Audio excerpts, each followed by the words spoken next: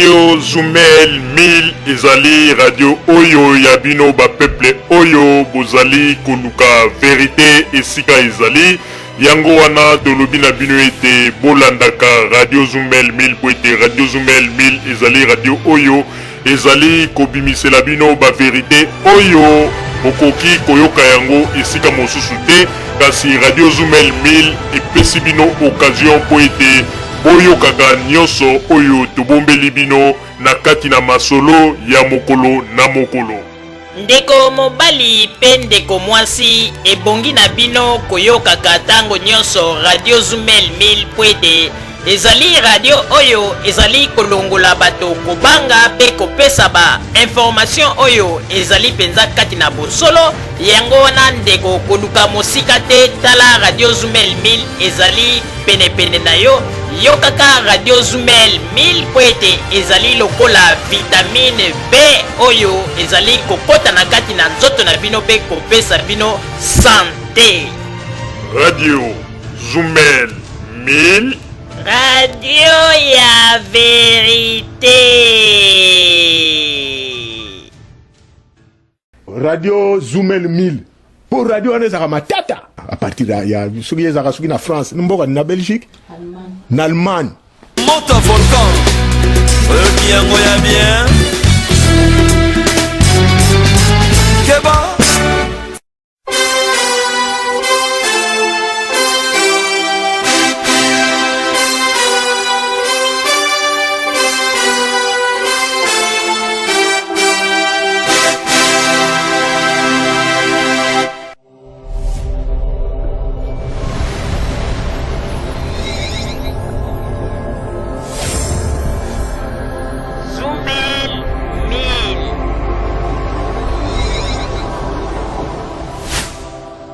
Zumel 1000 ezopekisa biso makambo oyo soki nga mikolo na komi ebotu nanga so na komi ndeni nga mikolo na komi soko sakai na nga kaka nabengi ka Zumel 1000 po radio wana non en tout cas félicitations yo koloba nini po na Radio Zumel.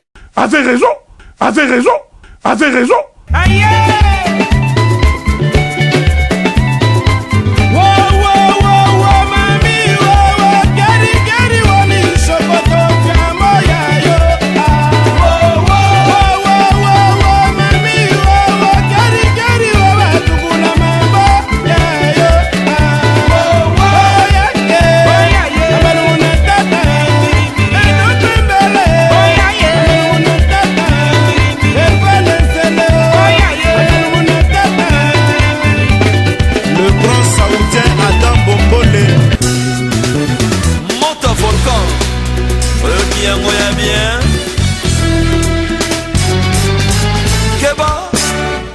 Bandeko babolingo mbote na bino baibomesa na kolanda Radio Zumel 1000.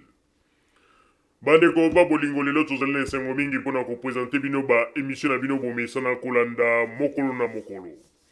Lelo tokolobela bino nini bandeko babolingo lelo ezali bongo mokolo oyo toyambi Monsieur Pierre Maziza oyo ayeli susu po ete akoka kobetela biso ba masolo na oyo etali bongo makambo ezali koleka na mboka na biso pe bokoyoka eloko nini oye moka bongisi na kati na liboke oyo abongiseli bino na masolo ya mboka na biso la République démocratique du Congo. Kasi ya mbote tokoka kolobisa Monsieur Pierre Maziza tobaluki nanu epai ya Monsieur Denis Kakuka. Monsieur Denis Kakuka, merci mingi pour la présence na yo na kati na masolo na biso ya budio lelo pe équipe mobimba ya Radio Zumel 1000 topesi yo bambote ya mingi esika ozwami. Oui, merci mingi Papa Roger. Mbote na yo moko pe, mbote na Papa Botamba, pe mbote na Mama Rosalie, pe mbote na Ndeko Maziza oyo amemeli biso lisolo na pokwa lelo, pe mbote na balandi na biso oyo bazali na kati ya boîte. Ndeko Maziza amemeli biso lisolo na pokwa lelo. Soki moi commentaire ezali tokobakisa. Soki moi question kotuna pe tokotuna. Merci Papa Roger nazo miselo mala.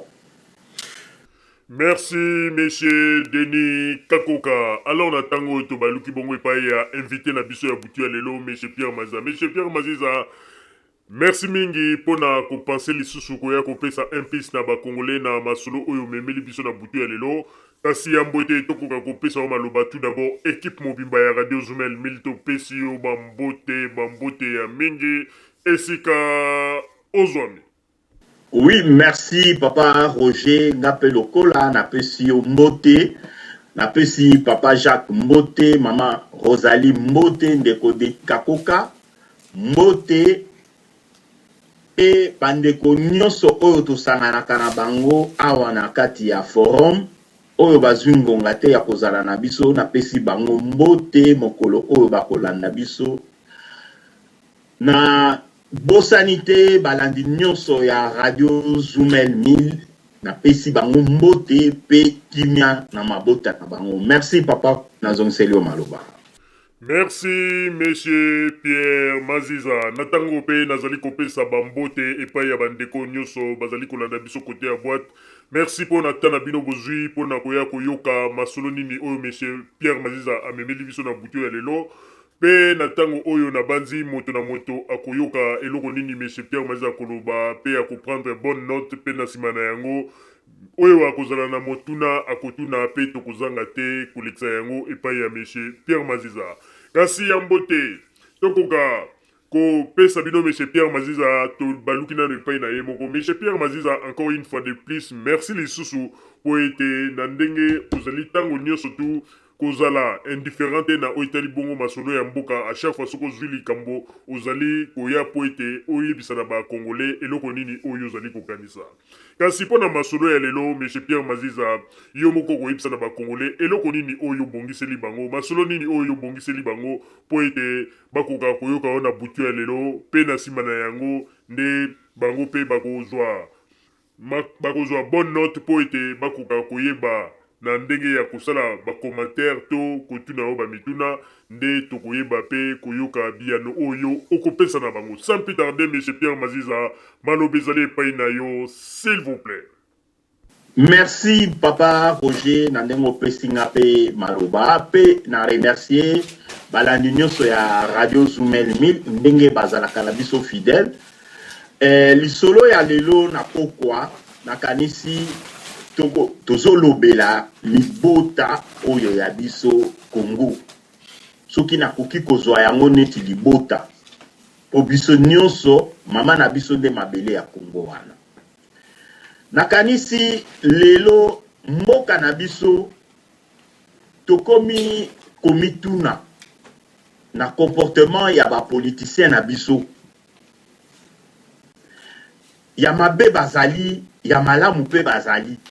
Bizaleli ya mabe ezali, ya malamu pe ezali. Mais moko to mitunaka. Moko ngai pe na mitunaka. Na yoka kaka na opposition bazwaka kaka côté ya majorité, côté ya pouvoir kaka batu ya mabe. Ya mabe.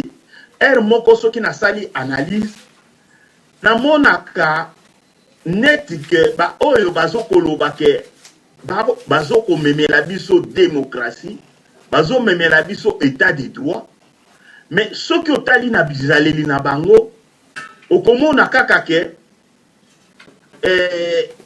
ezopesa biso pe kobanga ya koloba ke me batu oyo soki bakomi na pouvoir moi brin ya démocratie oyo toza nango, moi liberté oyo toza nango tokozala nango lisusu te. Totala kaka soki ofongoli misu ozomona d'abord comportement ya ba oyo ba mibengi ba opposant. Tozwa ba oyo na libanda ya mboka, tozwa ba oyo baza na kati ya mboka. Mais na moment moko okomona ke vraiment ndenge ba mindele balobaka na lopoto balobaka ke la peur de l'inconnu. Donc ba opposant wana bazoko ko refléter confiance te que lelo peuple alobake topé sa bango confiance parce que déjà comportement na bango ezali comportement moko ya ba dictateur tozomona même awa na poto ce qui otali quand on parle de liberté donc liberté wana ezali conditionné ya soumission si tu ne te soumets pas na ba règle na bango tu ne donc oza na liberté te et puis ce que otali on accuse souvent le président de la République azali boy président de la République azaka mutu mabe mutu malamu on rejette souvent la opposition mais tout réfléchir nano muke ensemble est-ce que mutu vraiment atteint un niveau ya libota na ye akoki kozala kaka mabe moi bolamu ezalaka te pour lelo j'observe plus na côté ya ba autorité que ça soit na niveau ya opposition ba tête ebele est-ce que va bénéficier kana ba avantage te kaka awa na matanga ya papa na biso Etienne Tshisekedi paix à son âme kutu tina moya lelo nanu bakundi ete makambo ezoko bima ndenge na ndenge po lelo soki totali papa na biso abeli mingi tokoki koloba depuis 2008 papa Etienne Tshisekedi santé na ye ezalaki malamu te. Ce n'était pas un secret. Ce n'était pas un secret. Mais est-ce que na moment ya maladie na ye, est-ce que famille na ye bazui ata lisungi ya gouvernement congolais te? Donc biso ndenge tozali wana on doit se poser la question wana. Na moment moko toyokaka pe Zaïdi Ngoma était malade. Le chef de l'État a demandé d'évacuer à Kenikozoa traitement en Afrique du Sud. Donc, on a que bloc Oyo, il y a homme politique et commis neti mafia mokoboy. N'ayons pas peur de mots. Et commis neti mafia mokoboye. Ou pour pénétrer vérité ezali moins passé. N'ayons kaka di sous déclaration. Déclaration, il y a ambassadeur itinérant, il y a président de la République. Déclaration on a à Salaka en France. Déclaration on a à Zokolo Baboye. Alobi, le chef de l'État a intervenu dans Makambo Belé. Nakani si toyebi. Tuzalaka na ba musicien na biso, bazalaka na ba problème awa na poto. Et semble-t-il, la caution est libérée, pour pas libérer Bango, c'était payé par le chef de l'État, en fait, par le gouvernement congolais. Par le gouvernement congolais. Donc, fouti, frère, de façon que, libérer Bango. Yango de to monaki, Nyokalongo, Wazekwa, Papa Wemba, Bazonga na Bango, okede ko s'installer, bafanda na Bango, na Congo, na Kimia nyonso, caution était payé. Mais lelo, eko oyo eyoko bimana suka, ya kokutana, ya chef de l'État, na Félix Tshisekedi. Ni tete, na lobaka, ndengwana ndenge to lobaka, polo ya mubake, makambo wana pe elingaki eleka kaka na kuzu kaka ndenge wana Congolais ayebi te ayoki pe te likambo moko pe esalama te. Mais je me pose la question, pourquoi le chef de l'État aide ces gens-là? Ezali kaka a aidé bango na ndenge balobaka na kati ya Bible que ce que opesi, si tu donnes de la main droite, que la main gauche ne sache pas ce que tu as donné. Est-ce que ezali na cadre wana ou ezali kaka ndenge na ye? Parce que lelo mutu nyonso alobaka. Et puis les accusations vis-à-vis du chef de l'État, jamais on apporte ma preuve. Ce que baloba, il ne respecte pas la parole donnée. Mais parole yango oyo ye apesa yo, oyo ye respectate ezali nini. Jamais ogoyoka. Donc les lots d'accusation, pour la plupart, il y a d'accusation wana ezalaka comment je vais na koki koloba nini ezalaka soutenu par ma preuve. Ezalaka soutenu par ma preuve que. Donc les lots bakoki koloba na mboka na biso corruption et tout ça. Mais ça existe partout. Le mot corruption vient d'abord awa na poto. Est-ce que Yemoko Joseph Kabila, est-ce qu'il est corruptible ou à corrompaka batu? Donc question, il faut nous poser ezali ningoana. Est-ce qu'il va d'abord Yemoko accueillir akeko corrompre mutu? Et pour gagner quoi? Donc, Tomi Tunaka Nengewana. Parce que ce qui est allé dans le cadre de la corruption, bah, aide, surtout dans les soins de santé, oyo, yé appelé ça na opposant. Oyo, yé appelé ça na opposant. Parce que, bah, dans le moment moko, tous nos politiciens, s'il s'agit de faire au Italie, bango à bango, c'est le silence radio. Que ce soit la majorité, que ce soit l'opposition, donc etikali à bango. Ndenge balo barake, les loups ne se mangent pas entre eux. Mais biso peuple, tozo ko potana, tozo ko mituna. Awa balobaki, gouvernement et pour prendre en charge Matanga. Il n'y a pas et Tshisekedi. Gouvernement yango et pour prendre en charge. Gouvernement est de combien? Pourquoi les Congolais n'ont pas droit de savoir que le gouvernement a déboursé?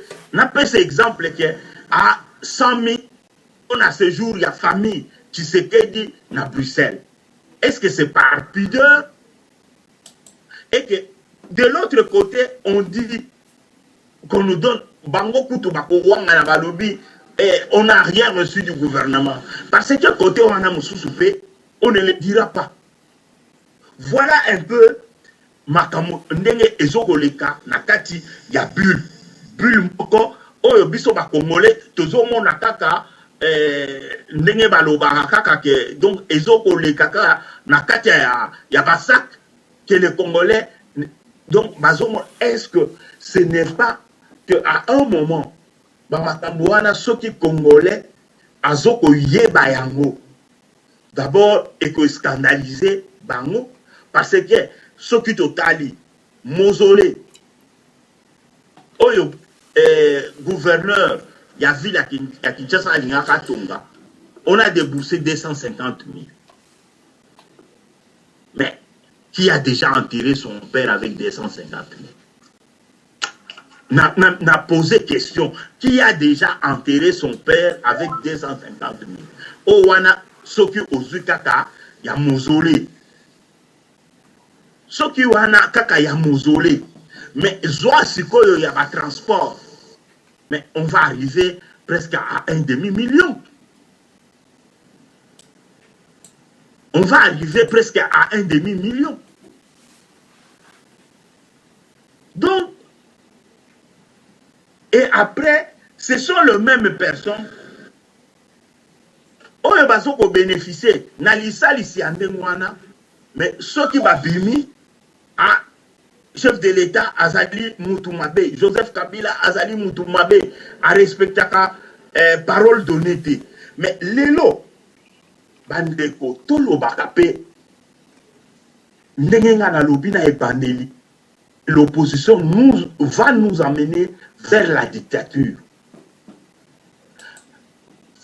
Sur ce que Toyo Kaka, Awa Kaka na poto, Toko Boma, ça c'est le mot Oyo Biso Toyo Kaka Mingi.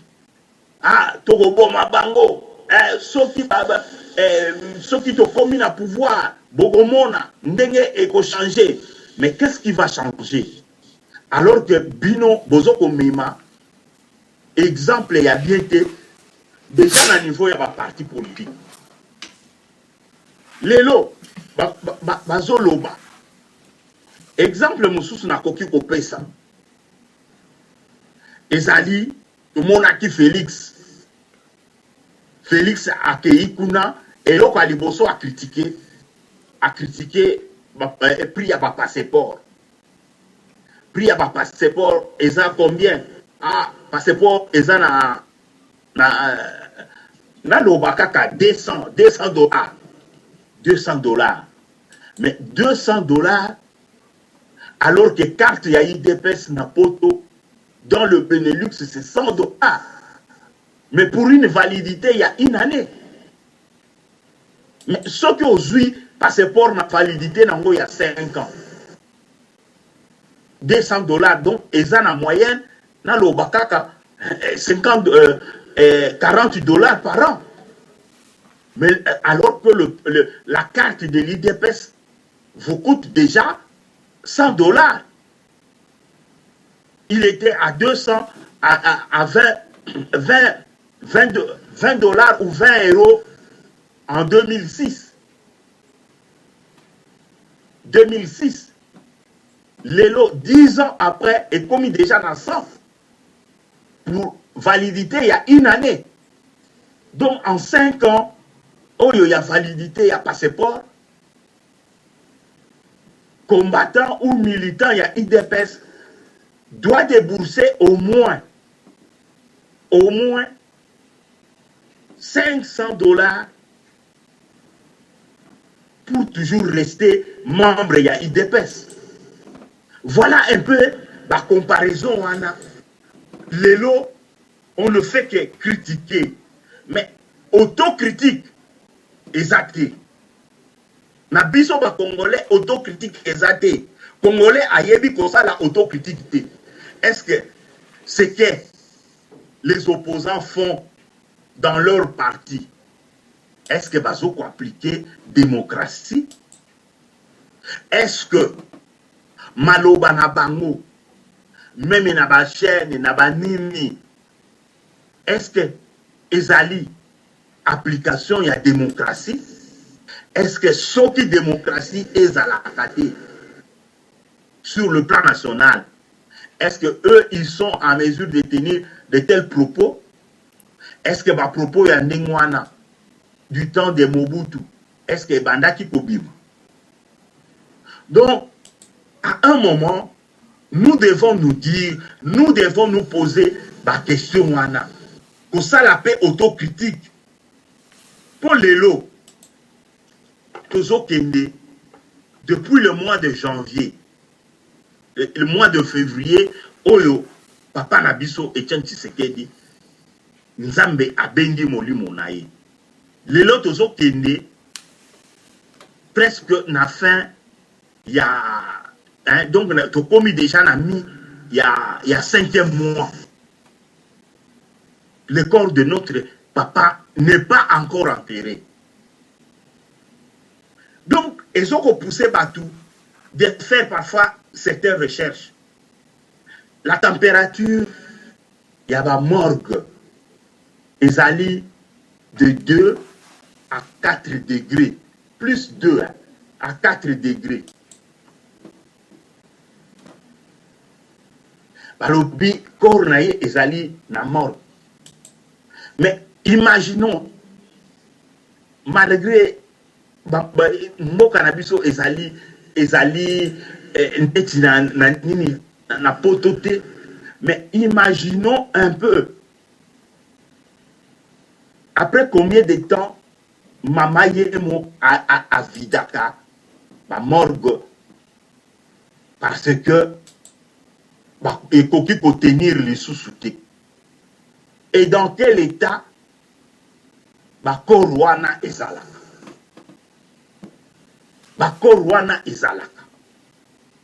et que bino bana na parti vous supportez à garder corps et à papa Nabiso. Est-ce que vous ne le voyez plus? Donc pour vous c'est déjà quelque chose d'enterré, ou comment détenir tous ces moments?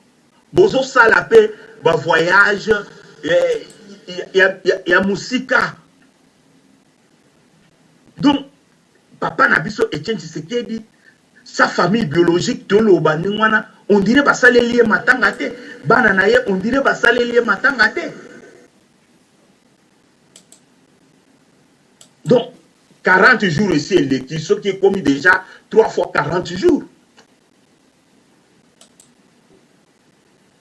Et tout ça pourquoi? Parce que à Wanapoto, la famille biologique respecte législation Yabamoka Oyo. Pour que corps et bima, il faut remplir des formalités. Mais bango bazoko continuer quoi accuser. Bazoko continuer quoi accuser à gouvernement. Mais pourquoi est-ce que bakoki koyo kanate de dire ce que ba yebisibino balobi non place wana on peut terrer. Qui ignore que Kinshasa n'est l'ouvre au ezalaki sima. Est-ce que c'est loin na résidence wana? Ba mai wana, mais le sol de Kinshasa na ba parti wana ezali fois très humide. Donc nous devons quand même à un moment réfléchir. Donc parti on fait, et puis bah conseiller juridique et tout ça, à un moment on dirait que Mayel ezali sous-souté. Oh intel bakundaye pona sango, moi je mets ça d'abord à l'écart. Pourquoi nazolo bayango biso entozo kola toyebi déjà que tobandaki koloba a église nyonso eza na cimetière. Pona nini? Parce que les églises ezali concession, eza parcelle te, église ezali wana ezali concession.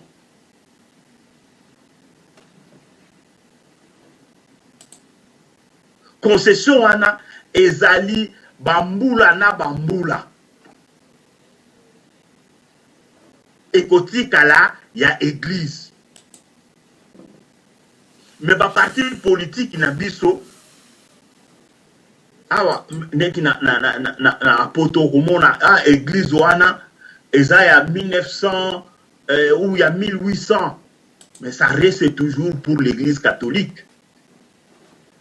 Mais ba parti politique o ya biso o déjà to komi déjà na ba 500 et tozo we la kutu siko na kanise awa belexo ko ya to komata ba 1000. Est-ce que l'IDPS restera comme tel? Qui sera chargé et entretien? Est-ce que ça sera la famille biologique? Est-ce que famille Yohana? Bakoti Karakaka, na nombre oyo bazalelo, ce qui a ça na bana 5. Bakokoma bakoko. Est-ce qu'ils finiront toujours il y a quoi entretenir tombe wana. Mais ce qui balingi que Azara est un homme public, pourquoi l'enterrer dans une résidence privée? Pourquoi? Bango bazo lo paquet héros bateau. Mais pourquoi dans une résidence privée? Donc résidence wana est comme invendable. Parce que c'est lui qui peut acheter. Pouvait demander aussi que l'homme l'accord place les aluana. Donc ce sont des choses que nous devons réfléchir. Même Bango Bataille IDPS, s'ils avaient réfléchi dans ce sens-là, moi je n'impose pas. Je n'impose pas. Parce que ezana ba famille mususu, cimetière oyo ya Gombe ndenge ezalaki wana, ezalaki na batu mususu déjà, ba sombaka, ba concession na bango. Ba sombaka ba concession na bango, déjà na époque wana. Pour l'éloper, la famille, ceux qui balingi vraiment que Bakunda, qu'il trouve un terrain pour basale là, papa na bango. Moi na nyonso ndenge tozala kaboye, ogolinga ke papa ngana kunda ki papa na ngai avec honneur. Et jamais de dire que bakundela ki ngai papa avec honneur. Mutu nyonso akolinga abeta tolo ke nga nakundi tata na ngai nakundi baboti na ngai avec honneur ke oloba ke bakundeli nga papa. Donc les autres là ils viennent t'assister. C'est comme ça que la famille biologique devait se dire que les autres ils viennent nous assister, le parti ils vont nous assister. Le gouvernement va nous assister. Awa, parti ezoko imposé, programme officiel. Jusqu'à ce que ça m'a poussé de consulter officiel, ça signifie quoi? Donc, qui est reconnu par l'administration. Donc, Kabound n'a pas à envoyer un document officiel. Un document officiel doit venir de l'État. Azoropé, ça peut programme direct que n'a parlé du peuple. Il donne ce programme-là, il impose. Mais Kabound Azoko Mizwanan, président de la République ou comment? Donc il y a un monde Tozokoloba. Donc il faut qu'à un moment, les gens reviennent à la raison. Bakanissa. Parce que l'élo, on cherche à multiplier.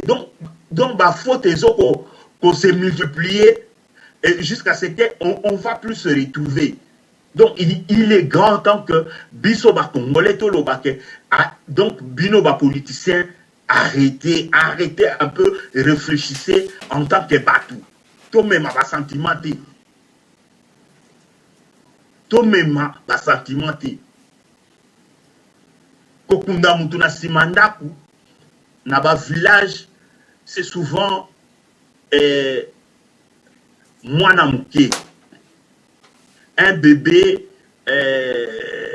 oyo bakundaka na sima ya ndaku parfois ya aye.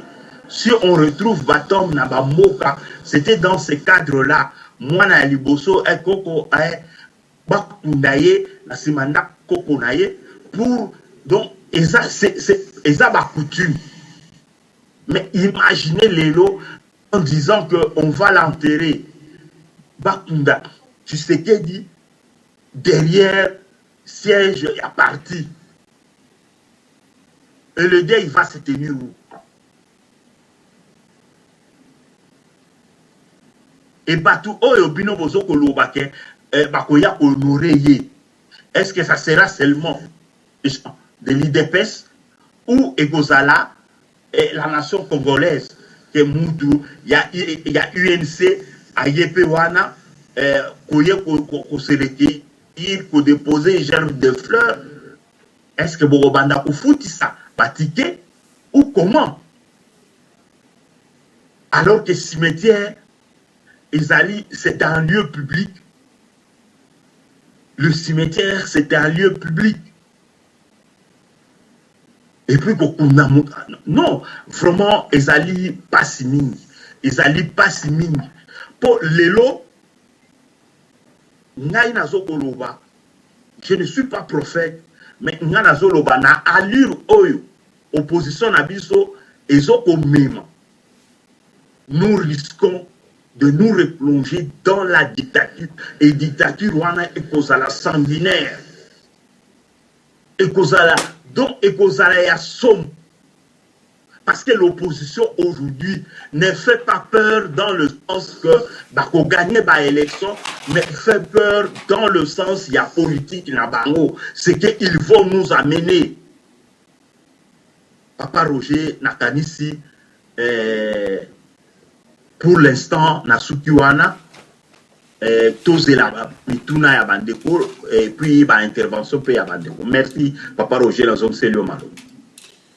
Merci, monsieur Pierre Maziza. Alors, nazali koyebisa na bandeko bazali côté à boîte et bongi malamu bozwa ta ya kokoma mituna na bino po ete ngai pe na koka kotanga yango sima na yango na lexa yango epai ya monsieur Pierre Maziza. Mais en attendant na baluki na epai ya monsieur Denis Kakoka. Monsieur Denis Kakoka na pesi yo maloba opesa pe makanisi na yo na oyo monsieur Pierre Maziza uti koloba maloba ezali epai na yo s'il vous plaît. Oui, Papa Roger, na langi de Komaziza, na bokebi nyos. Na makambo oyo, aye bazo koloba, likolo ya opposition na biso, ezali mawamiki. Po opposition congolaise, batambolaka na bosolo te. Bango batambolaka toujours na lokuta. Po bango bazali wana malamu alia na kuzu aye na deba bato azoloba apangusi mafuta na munoko alobi nga kuna nakendeki kuna bapesi na biloko kolia te. Ezali politique oyo tolo babosolo ezali politique oyo papa Tshisekedi akotisaki na mboka à l'époque à Mobutu. Soki mutu akutani na Mobutu abengani na parti politique au comité ye moko akutana na ye na badolite na nini mobai mbongo ba nini tout ça rien.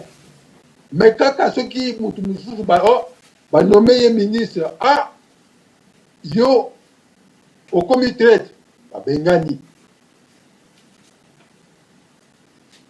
Le même principe yango izoko Félix azoko mema la lokuta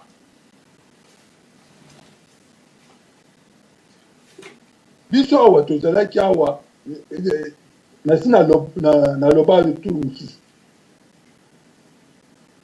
tozokubundela mboka awa tolobi ya Mobutu alongo tomona kaka Tshisekedi ake okutana na Mobutu na Cap Martin jeunesse topangusi misu topangusi misu tolobi me oyo tozomona ya solo oyo ya lokuta bakopresente ye aza kopresente biso Mobutu etant que monstre. Mais monstre wana azokende kokutana na ye mitunaki biso na niveau ya poto tomitunaki na moment wana tolobi me via asakani na esprit na biso akosakana te biso nde tofongwamaki misu banda kala tolobi non le vieux joue avec nous. Makambu neti makambu oyo komona Oh, je donne un exemple. Oh, par exemple, na Kombo ya Kabila. Na niveau awa ndenge ba memana na niveau ya diaspora. Oh, Kabila za Rwandais. Biso yo mingi, que ça soit ba wechi wana, que ça soit ba nani wana bato akala na poto awa.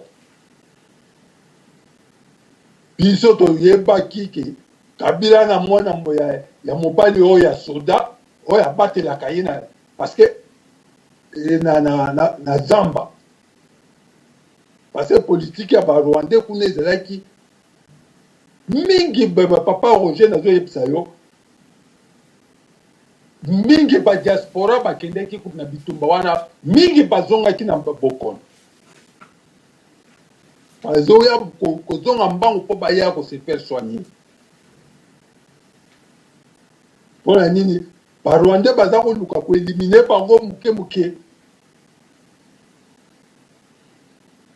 me batu mutu oyo abatelaki musée nga nazalaki na bainformation ya mwana wana deja ye kuna na zamba nga naloba bosolo musée leto azalaki kofanda na biso awa ngai mpe basolisitaki ngai me soki mwasi na ngai abotaki tembele na nakenda me na niveau ya biso ya diaspora bamemi makambo ya lokuta ke mwana wana aza mopaya or moto aza kobatela tata na ye na zamba te baye kokoma na lisasa Mosé ezalaki c'était prévu que pourquoi Mosé a déclaré qu'il nini appartient à Lubumbashi parce que ba Rwandais ça les coups ba koya kaka direct na ki yango ba bengaka Mosé vraiment akufeli vraiment c'est un héros. Po asopaki mboka na ke bapaya bazwa nane moto aza kobatela ye c'est Joseph Kabila mais congolais alingaka kondimela mutu te balingi kaka makambo oyo ya lukuta napesa bino exemple papa Roger na 2011 oyo ndeko Mazizi azokolobaki opposition ekomemela biso dictature eza ya solo na 2011 nakendeki na periode oyo ya baélection mingi bacombattant oyo bazali awa boyo bakendeki bavacance kuna mingi ebana diaspora baliaki coin papa Roger omoni botele oyo ezalaki plein après ekomi nie suite bale coin babimi libanda au soulèvement populaire lere nga nazo nga lobitika na tambola soko yoki maloba oya bato yide pesa bazo kubimisa bozela soki tozuki mokonto kunyata bino lokola tunyataka bakayasa bana Kinshasa balobi bato bazo ye na lira boy tokobeba banyata biso neti banyataka bakayasa bana Kinshasa baye comprendre que non bato baboya na lira mabe mingi bavotaki dessus Tshisekedi te mpona nini mpona langage na bango ya mabe tout ce qui yo ozali par exemple Mouloubate, cela dit que tribalisme, même ceux qui m'ont c'est que des gens qui pouvoir de néger dans la tribalisme, moko ya ko sakanate. Pour le nini, pour esprit na bango ezali kaka ya ko imposer na bato. Dictature, moto à vivre na dictature, moto à sali dictature. Jamais papa Roger Nazo Ipsayo na moya lelo akoki ko bongwa maté. Il restera toujours dictateur. O muta salaki un père wanana. Juriste na mama wana o baza o benga juriste mais juriste o ya salaki o ya coutumier. Mais mutu aza ko sunga bango ezali nani eza Tshisekedi. Est-ce que lelo Tshisekedi a ko changer a changer? Non. Parce que ba vene wana atiki yango na parti.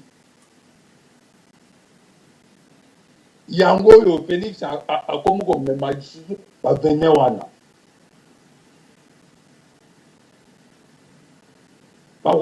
Gouvernement a fait sa place, la famille Bandimi, hier, Balouki a fait un membre de la partie. Ah, Bolingue Bakundaye Wapi, oh, Bakundaye Kakana, Azali héros et tout ça. Mais héros national,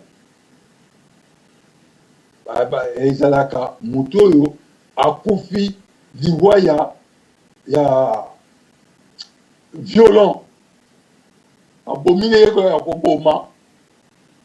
Mais Tshisekedi akufi na maboko no. Ndenge ndeko Maziza Witukolo. Papa Tshisekedi abeni banda kala. Mais na niveau ya parti, ezalaka toujours secret. Ozomona ke ndenge Mobutu akufaka oyo banani oyo bakendaki kobomba ye jusqu'à ce que bokono ekomi ya makasi ale baévacue le plus vite possible bangwana kaka modele oyo Félix bazwaki papa Tshisekedi kobomba bokono ye kokoma makasi. Si on l'a empoisonné, on a fait ça. C'est quoi? Mauvais away. Bimisa kasi nini par rapport à l'autopsie. Bimisa. Pour bango Félix Azawana, Félix Aza le koso ya mbongo. Bakarte oyo ndeko Maziza azokoloba. 100 euros. Mais qu'est-ce qu'il y a parti kuna na Kinshasa eza vie. Gouvernement pese bango mbongo bokene okunda bozu kene ozwa ebembe boya batike banini. Mbongo matang una batie sur liste que ba membre ba cotiser mais bango équité mais bango bazo bo gouvernement chaque fois ba préalable bona nini parce que bango moko bazali awa ndenge ndeko Maziza Witukolo pona kozwa soki par exemple ibembe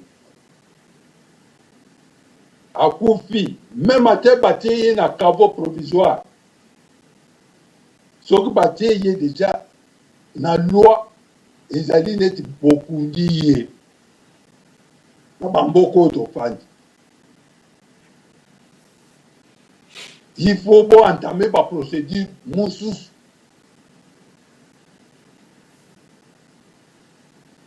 me na bango kuna bazokokende kotia gouvernement panzi likolo. Gouvernement nzoka nde gouvernement afretaki même avion ateki avion en disposition ya famille Tshisekedi. Gouvernement congolais abwaka mbongo na ebale yo oloue avion ya bato et avion eza déjà prêt journée wana eke olie ekende kote mosusu non nazosala voyage à bord soki o annulé sans raison valable mbongo eke na mai parce que avion jour wana ebougeaki te il faut odédommager ye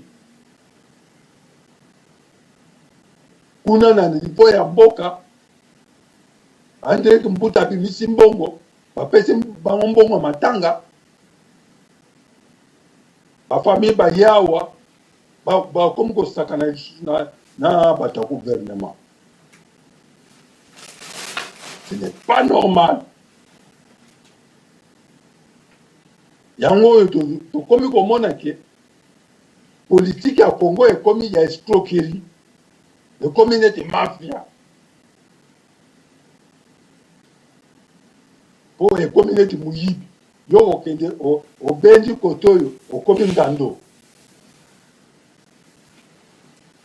ye moko azalaki comme député onga nazwaka mbongo wana te nde baverité bimi wi nazwaka mbongo natindaka yango na mbujimai. Ce n'est pas normal. Bakodiaboliser président Kabila. Même Francis Kalombo, papa Roger. Francis Kalombo ayaki kozwa baswene awa na poto adingaka akata moto. Muta afutaki baswene médicaux na ye ezali Kabila. Mais tala lelo Francis Kalombo akoma muta kofinga lisusu Kabila. Papi sérieux. Yango tozomona ki bapolitisien na biso ekomi politique ekomi neti ndenge biso tolobaka ke le tozalaki bana mikeke politicien wana ozokosa motu okoyoka alongwa kuna na bapolitique na ye ya ndenge wana to politique. Ok, monsieur Denis Kakoka na kati yo maloba po ete nakoka kolekisa motuna oyo ndeko auti kotuna ndeko Gilbert Mulumba avandi bongo na ville ya Paris na mboka France akomi alobi me bandeko nazali kokamwa na makambo bino bozali koloba na evite soki bozali ko raisonner ou bien bozali ko raisonner te na onyo su bozali koloba bozali komona te na oyo etali bongo kor ya papa Etienne Tshisekedi oyo basali programme il faut ekende lobby le 12 na mboka Congo mais bomoni bino moko ndenge nini gouvernement sali ba manœuvre po bakata ba misala oyo ezali kosalama mpona kotongela ye mausolée esika balingi bakunda ye na résidence kuna na Limete et puis batindi ba soldat mpona bakende kosiéger na résidence et puis ba makambo ndenge na ndenge bino moko bomoni ba trouble o batie wana nyoso mpona kosala ba embuscade. Est-ce que vous allez comprendre que le gouvernement et l'ingi nango te que corona eya po bakende kokunda ye na limité vous allez comprendre ba manœuvre bango bazali ko sala te. Alors ce qui ezali bongo ndenge nini bino boko banda koloba ba makambo oya boye alors ba makambo ezali ko sala mezali ko mona na ke gouvernement pe balingi na bango te ke corona kine na Kinshasa yango na bazali ko sala ba trouble. Est-ce que vous allez comprendre yango normal? Ok, monsieur Denis Kakoka na Zong Selo Maloba, s'il vous plaît. Papa Roger, et comme vous signez que vous oya, il y a fa na Paris. Ngai na zana wa na kati ya Belgique. Ngai na yebi mibeko ya mboka oyo. Hier akoloba ke gouvernement azokoboya ke ebembeke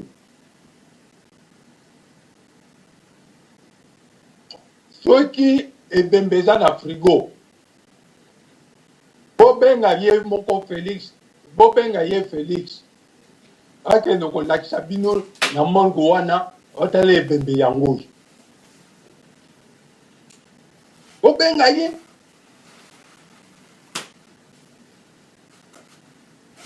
bambome oyo bino bambomaki mutu yo bino bokanisi ke soki bambome mutu azalaka mbula na mbula azopola te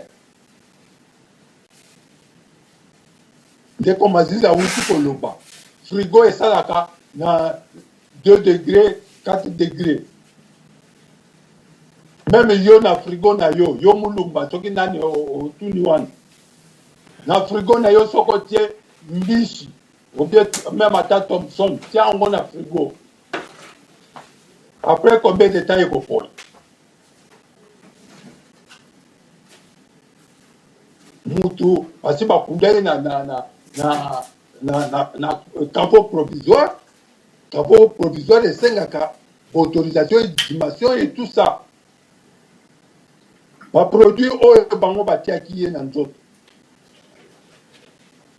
mai na bozoloba mozole batongi mozole bino moko bochange kuna oyo eza mozole te toilette to bolingi okende okuna Tshisekedi na kati ya toilette olobelanga sikoyo bino moko bolobi yo c'était pour on construisait des fosses sceptiques to bolingi okende okunda ti héros national na bino na fosse sceptique. Monsieur Denis Kakoka, s'il vous plaît, ndeko akomi alobi, mais bino bozali koloba kor basi bakunda les 12. Soki bino boyebagi ete kor wana basi bakunda yango les 12, mais pona nini annonce ya les 12 oyo bato ya IDPS bapesaki ke kor ekoya ekomi lisusu kobangisa bino pe bokamati botindi bamilitaire kuna po bakende kovanda kusen na permanence po boyebaki ete kor wana ekoya yango wana ebangisaki bino. Ok, monsieur Denis Kakoka, malobi ezali epai na s'il vous plaît. Oui, papa Roger. Bango bazoloba ke gouvernement eboyi. Gouvernement ata ebembe elongwe awa. Avant ebembe elongwa awa. Il faut manifeste qu'il faut ekende na Congo. Parce que ezali neti tokokoloba koli moko na biloko oyo ezalaki baproduit chimique oyo bambomaki ye ezali toxique. Le gouvernement belge il faut atinda un document na plan de vol nous surtout na gouvernement congolais. Est-ce que le gouvernement congolais, le gouvernement belge, a attendu pour le petit ici que l'avion est yaté? Attendu. Et ça lui m'a dit na bango. Parce que na bango balingi kozwa et bembe wane comme net marchandise, il y a marchandage. Oba luka okotisa mobulu na mboka balingi koutilize ebembe wana mpona article 64 na bango.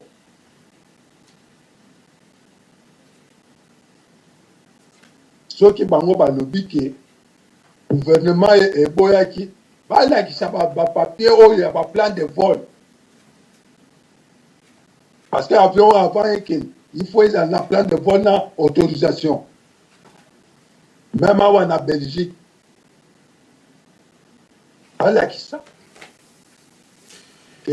Monsieur Denis Kakoka, s'il vous plaît, ndeko moi si Marlène avant du bongo na ville ya Rotterdam na mboka Hollande akomi boye akomi ndeko yo olobi ke yo ovandi bongo na mboka Belgique mais mekana lukoyebisa biso eloko nini penza e empêcher ke corps wana ekende le 12 te oyo eluki ke bachanger lisusu date yo oyebi ba raison nini oyo esali bongo po oyo elobi ete boyebi ba makambo mingi oyo ezali koleka sur masolo ya corps ya Papa Etienne Tshisekedi. Est-ce que koko pesa biso raison oyo nini corps wana ekei te po ntango mosusu yo ozali mie placé oyebi situation yango ya mwa mingi? Ok, monsieur Denis Kakoka malobi ezali epai na yo s'il vous plaît. ndako Maziza Ingazo malo. Ah ok, monsieur Pierre Maziza malobi ezali epai na yo s'il vous plaît.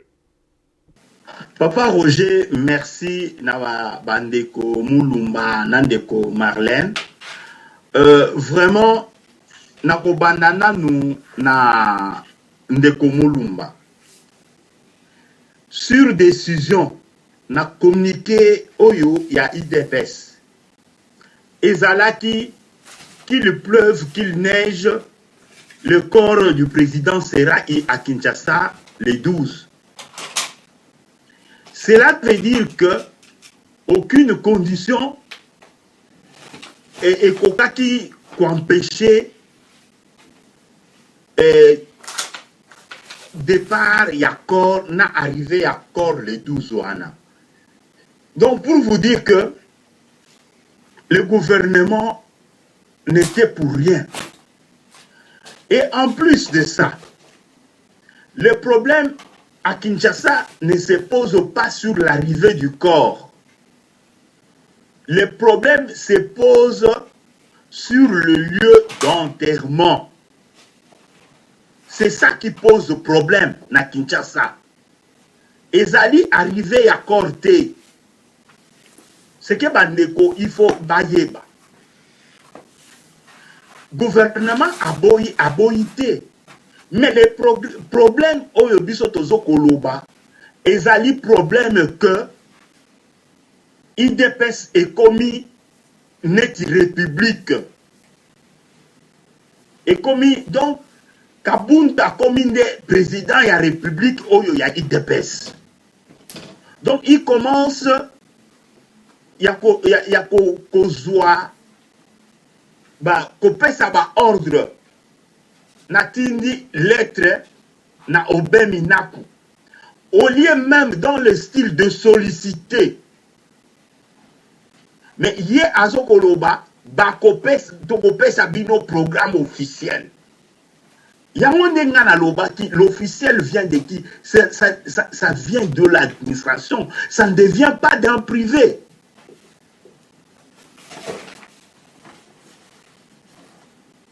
Donc, c'est quoi le programme? Mais le programme, au niveau du palais du peuple, arrivé, il y a Bakor, il y a Batou. C'est le protocole d'État. Ce n'est pas l'IDPS. Le programme où l'État paie ça qui? À l'objet, une partie Tokosala, deuil. Ba funérailles et Kozala na deux parties. Une partie officielle, na une partie privée. Une partie privée. Il n'est pas le seul cas.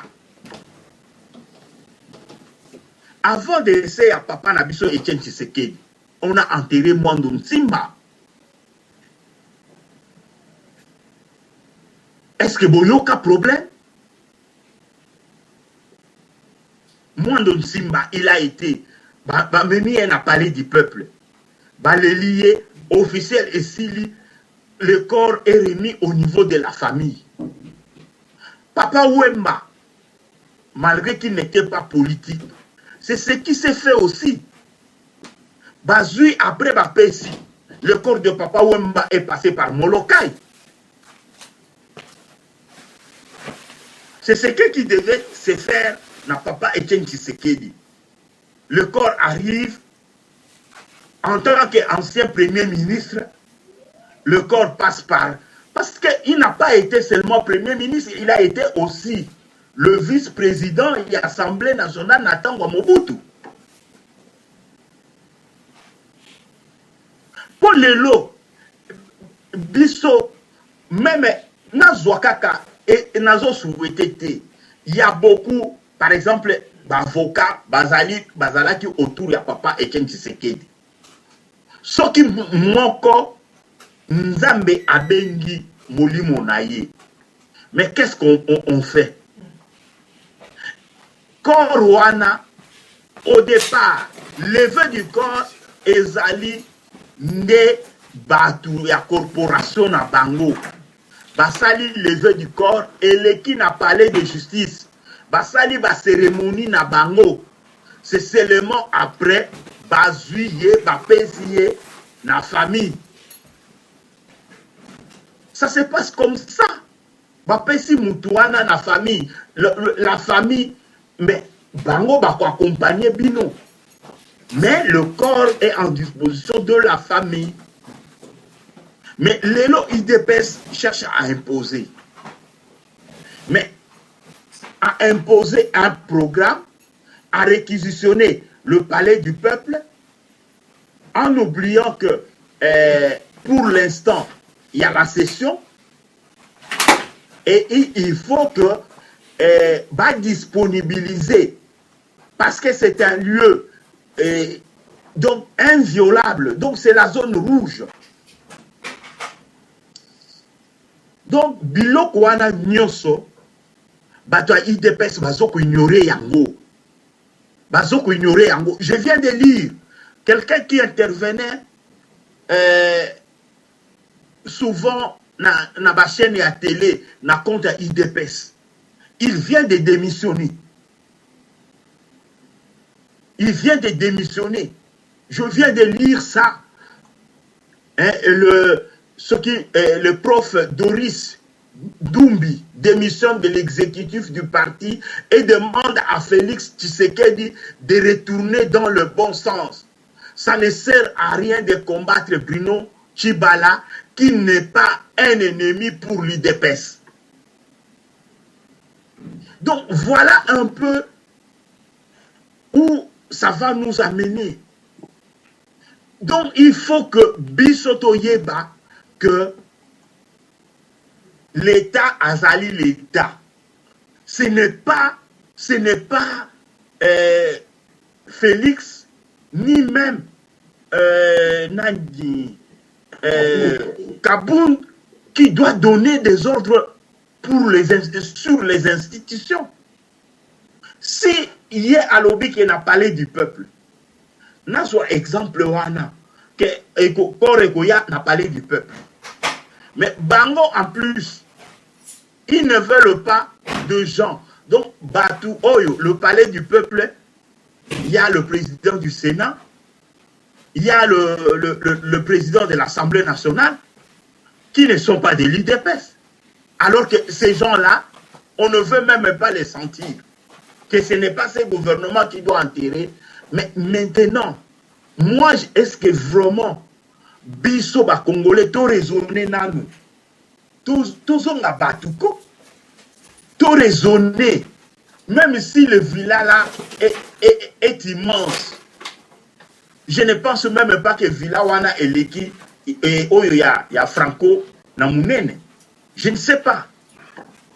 Mais tout raisonné nanou que bakende kokunda ye wana.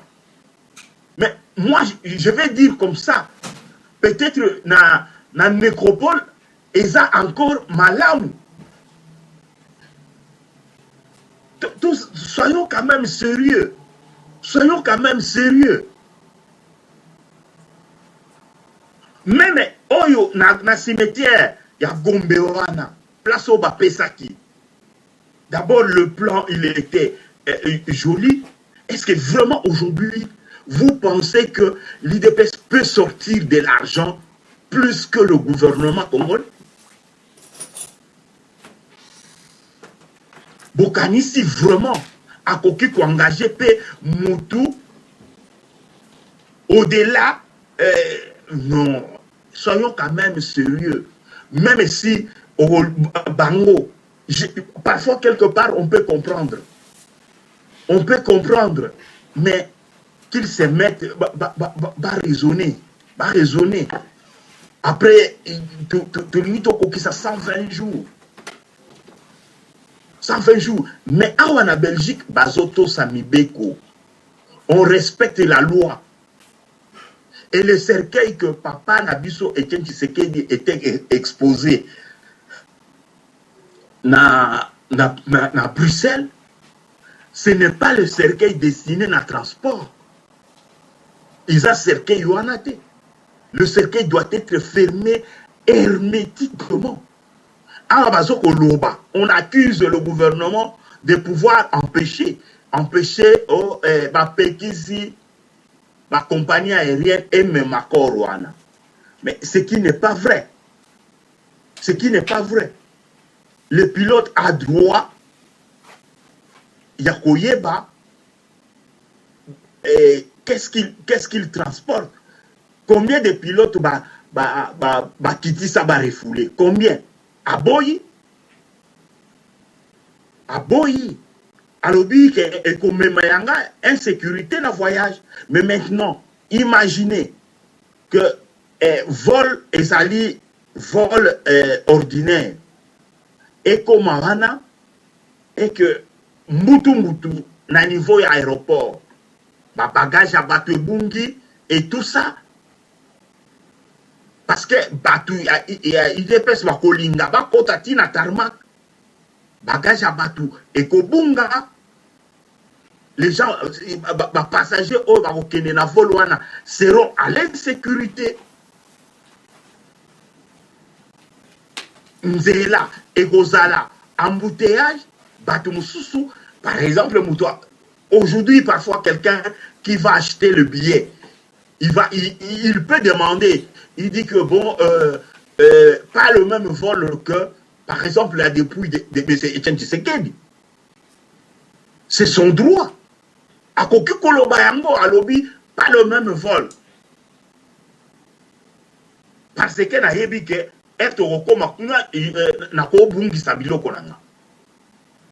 donc voilà un peu ma condition Oyo et commis que le corps a difficile à se déplacer. Mais l'élo, après 120 jours, n'a pas climat à poto, tous les sous na hiver. On n'est plus en hiver. Donc il faut que Batouya IDPS Bamizongi sa ciment. Bamizongi sa ciment. Banda pour réfléchir. Et la famille biologique doit prendre le devant.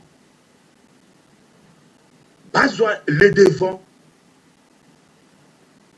Il y a évêque Moulumba. Évêque Moulumba.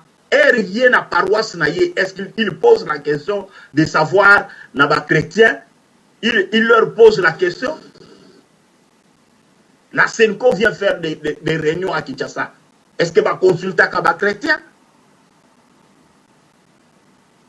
Donc c'est ça un peu. On n'empêche pas. Le corps est là. Et ce qu'on dépendre sikoyo. Ce qui va chayer na kavo provisoire. Ce qui va chayer na kavo. Donc ezo senga na pas procédure ya awa. Parce qu'on ne sait jamais.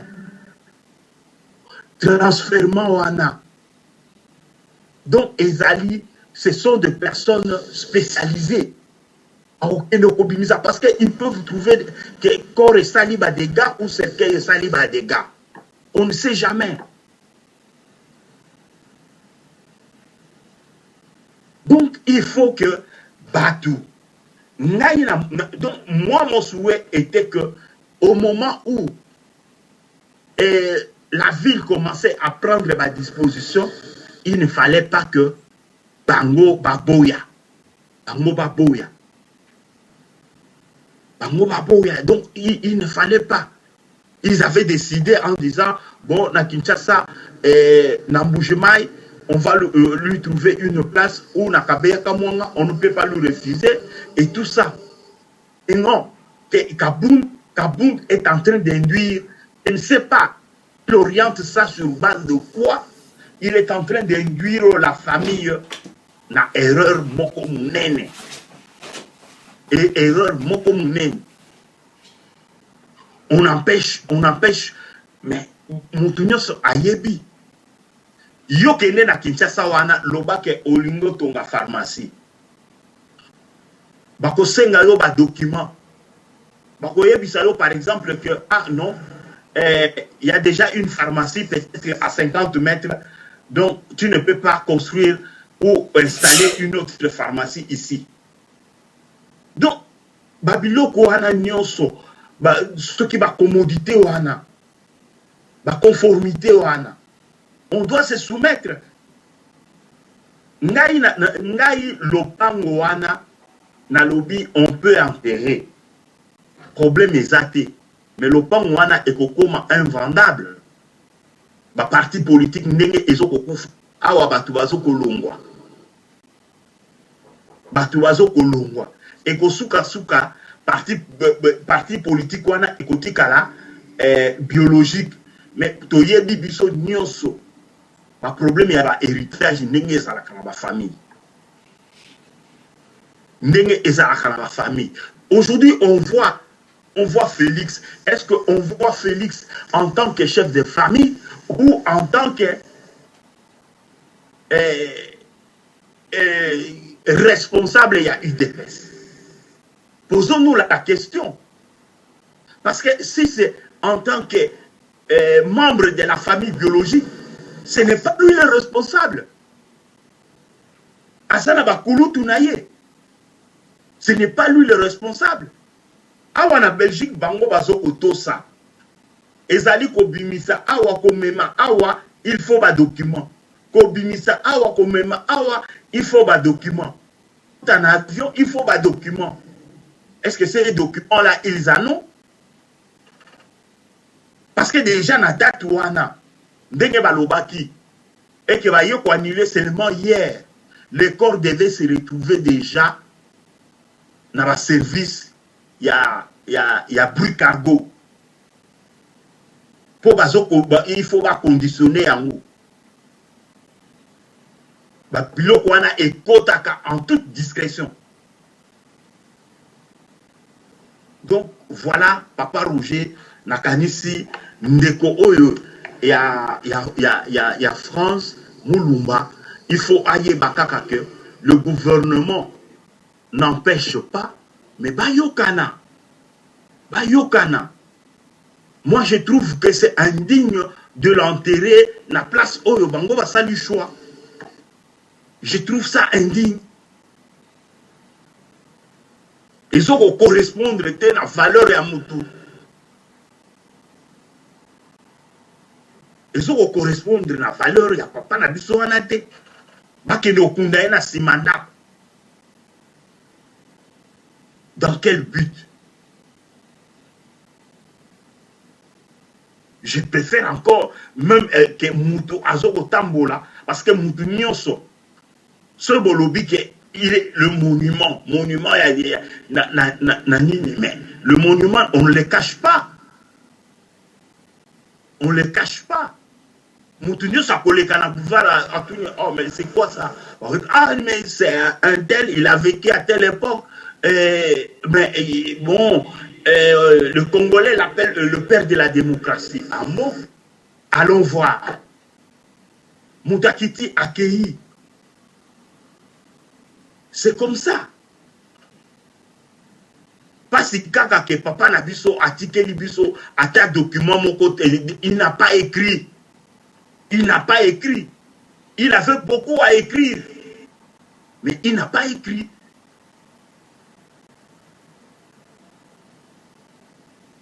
Donc c'est ça. Peut-être en fouillant dans ces documents, on pouvait trouver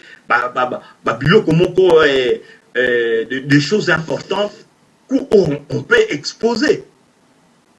Où on peut exposer. Permanence et sa maison.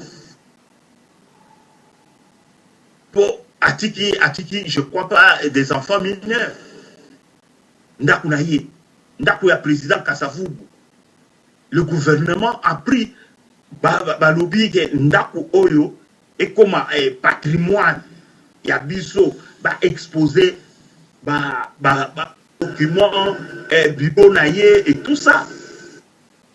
Hein? Donc on peut aussi faire de même na résidence naïe pour l'honorer. C'est le dernier document signé par demain. Parce que les lots et comment Babilo que Belé et comment parfois la photocopie. Mais demain, il y a président Tshisekedi, le président de l'IDPS. Mais les lots, on semble jouer, on nous prend. Donc, est commis plus un défi que Oumemamoutou n'a pas norme avec tout par respect. Nyonso. Oui, on évite les troubles. Parce qu'on peut éviter les troubles. Parce que le cercueil aujourd'hui, même à Wanapoto, après autant de jours, le cercueil est commis dans convoi moko spécial. Na Kinshasa, ça devait être la même chose. On ne pouvait pas souhaiter na lo bande mwana que cercueil est comme abîmé ou ezwa ba dégâts parce que ba dégâts musu c'est cause à la peine à transport. L'atterrissage d'un avion pour la nuit tomber à Kamaboko sans que muto asenga bino. Mais babilo koana ce qui est dans la soute d'avion peut ezwa kapé bakou. Ezwa kapé bakou. On ne sait pas. On ne sait jamais, on ne prévoit rien. Qui n'a jamais trouvé que on a tchaki moi flip nanga ya champagne na nini na sac nanga et kotaki na soute okomi kuna eza ya kopasuka. Donc c'est ça. Donc moi je trouve que le parti pas le d'ailleurs nazomona plus que c'est la famille biologique, Bakutana, na gouvernement, Bayokana. Et si c'est vrai, Oyo biso tozo parce que batunyo so bazo mona kaka mabe, Oyo mobake ya lobby, Félix aye awa.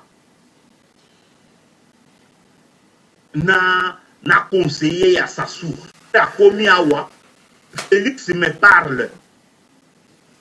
Wana Naché, Malouba, président, Félix me parle de sa nomination en tant que Premier ministre.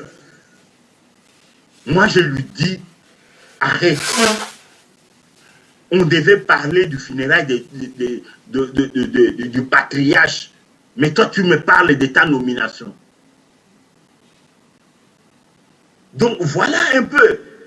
Ça dit tout. Ça résume tout.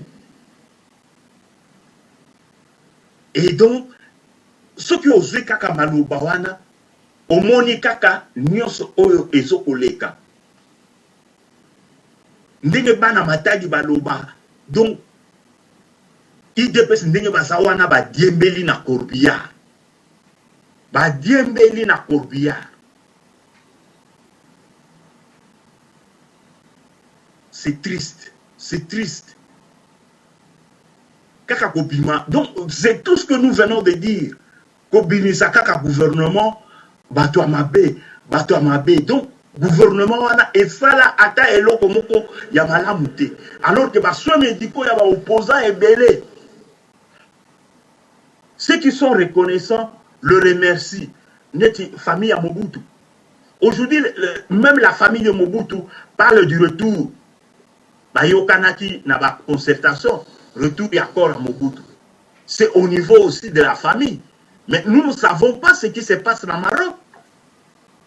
Peut-être la culture Maroc, des humains, et ça, parfois, et bimineti profanation ou makambo belé. Parce que eux-mêmes, les musulmans, Moutakou Lelo, on peut l'enterrer déjà Naba Hero et Landi. C'est dans leur culture. Et si on a bimisa, on a katia mabele. Botambola nangope mboka et que aéroport pour Eya. Ça peut être ça aussi. Moïse Tchombe est en Algérie. Babiloko wana. Parce que awana poto ceux qui t'ont kébité et koki kozwa 40 ans que mutu penza batikali mikuwa et le cercueil ya papa na biso soki ezali aki destiné pour na transport eza ekoki ndenge na kokoloba ke eza incondamnable awana poto. Parce que ici, tout doit être biodégradable.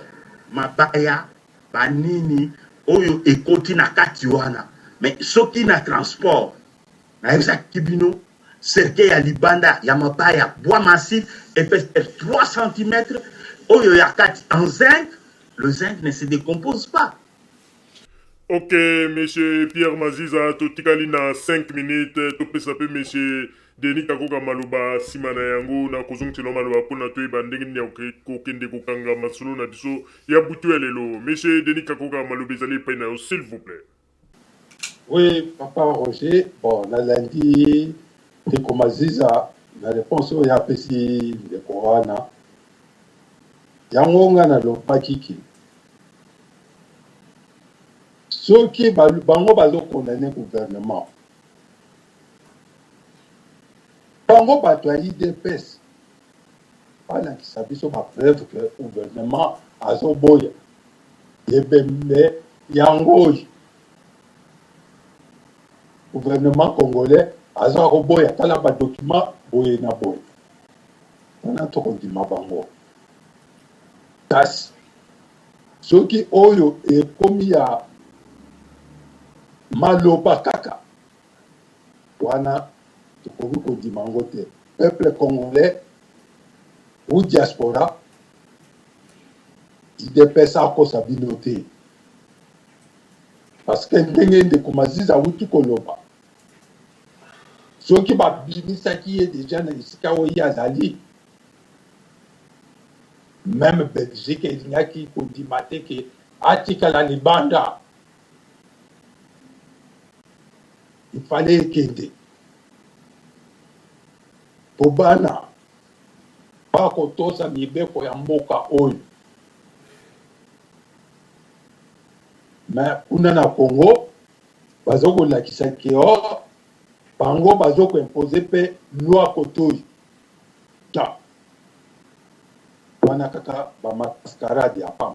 Merci papa Roger Nazo Miseloma. Ok, merci monsieur Denis Kakoka, monsieur Pierre Maziza, mot de la fin, s'il vous plaît. Oui, merci Nabalandi Nyonso ya Radio Zoumel 1000. Ngai, ce que je peux demander, qu'on arrête cette politique, il y a diabolisation. Wana ekomi babilo komoko dépassé. Moukou Nyonso, que ce soit de la majorité, que ce soit de l'opposition, ezalaka na ba côté ya malamu ya moto, na ba côté ya mabe ya moto. Mais ebimate ke bato ya majorité bazali kaka ba mauvais ou ebimate ke bato ya opposition bazali kaka mabe. Ezalaka ndenge wana te. Que nous soyons juste avec nous-mêmes. Tout ça la kamakambu, que ce soit la politique, en âme et conscience. Donc conscience nabiso et ça là. Et ça là. Ne pense pas que parce que tu es opposant, que ata ozo salamabe, ata ozo finga, que okomi mutumalamu, non. Une insulte reste quelque chose de mauvais, que ce soit ebimi na munoko ya opposant ou na munoko ya mutu ya majorité. Parce que l'élo est commis, démocratie est commis insulte, démocratie est commis critique, et surtout la critique négative.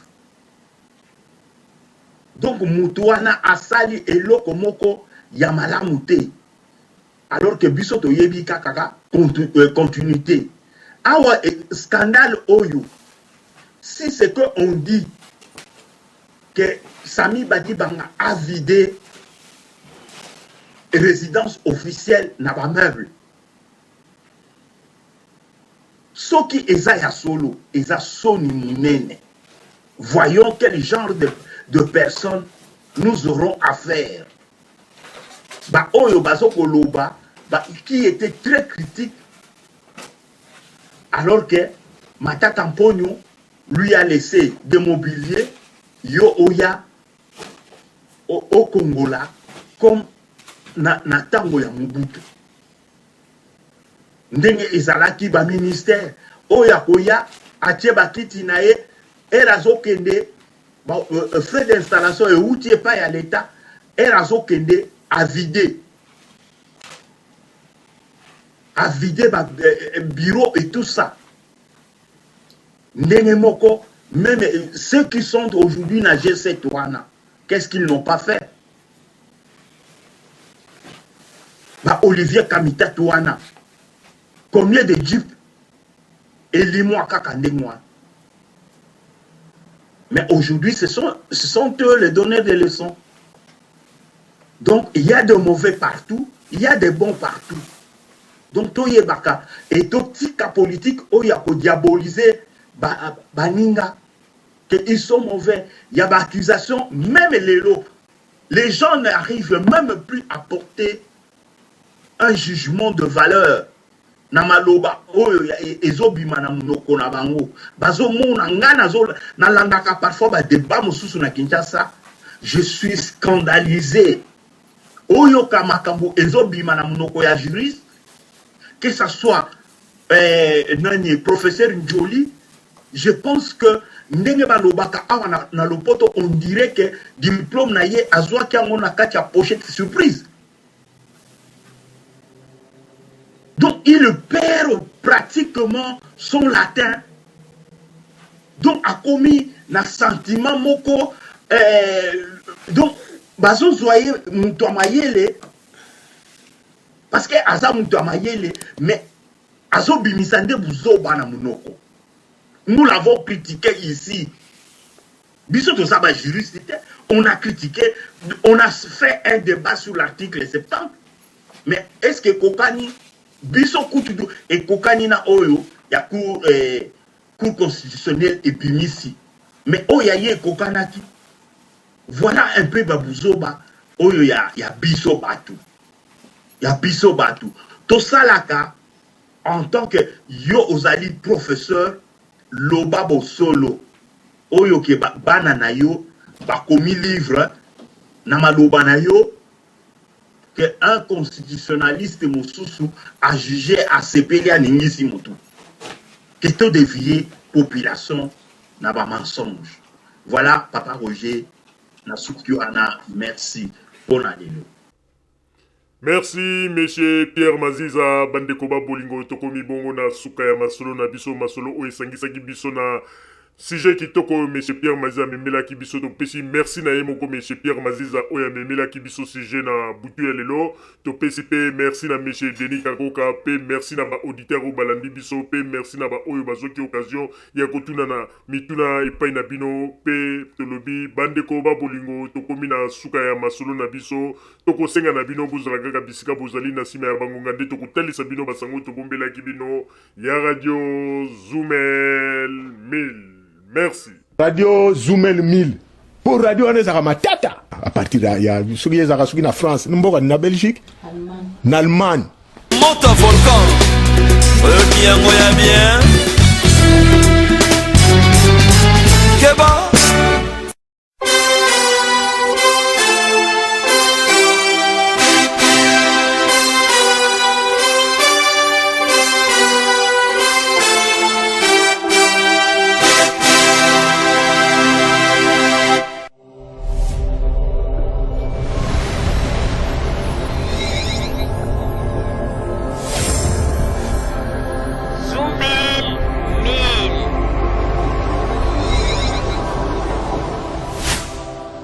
Zoomel 1000 ezopekisa biso makambo oyo. Soki ngami ko na komi botu nanga so na komi ndeni. Ngami ko na komi soko sakai na nga kaka. nabengi ka Zoumel 1000 pour radio wana non. En tout cas, félicitations. Je vais nini pour la radio Zoumel. Avez raison. Aïe!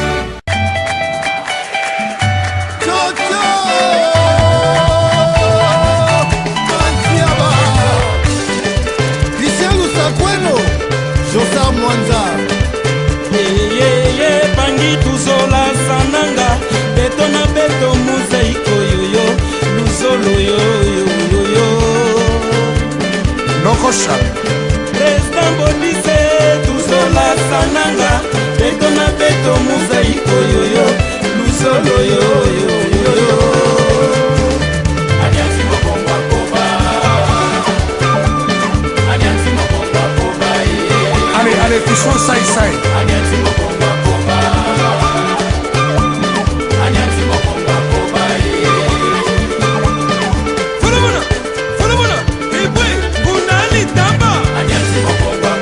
Jean-René Golo, Mamalantu.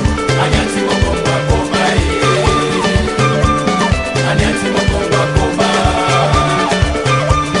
Adianti Mokomba Koba. Papitolas. André les Safoutier, Adas, Kimabita, Alain Jabba, et Fidé de Fer. Yari Kilumbu, Beka Bangobigoko, Ko, Salut, ça se. Nono Makandila, Fier, Jean-René, Tuzolane,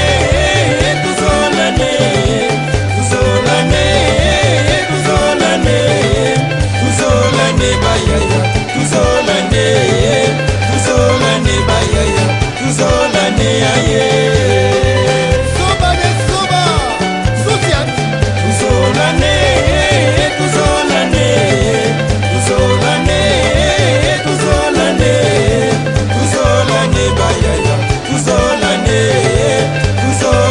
bayaya, Tuzolane aye.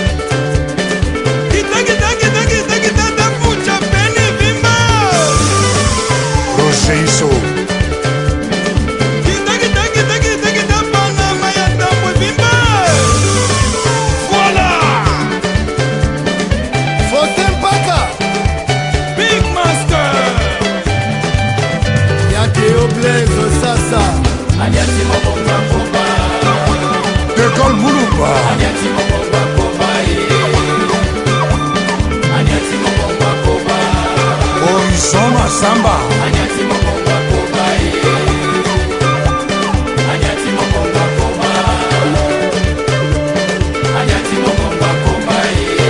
Désiré Lomba Obama. Lando Batibuka, Hilaire Mabelonga, Osanga. Hubert Betamona, Kati Betamona.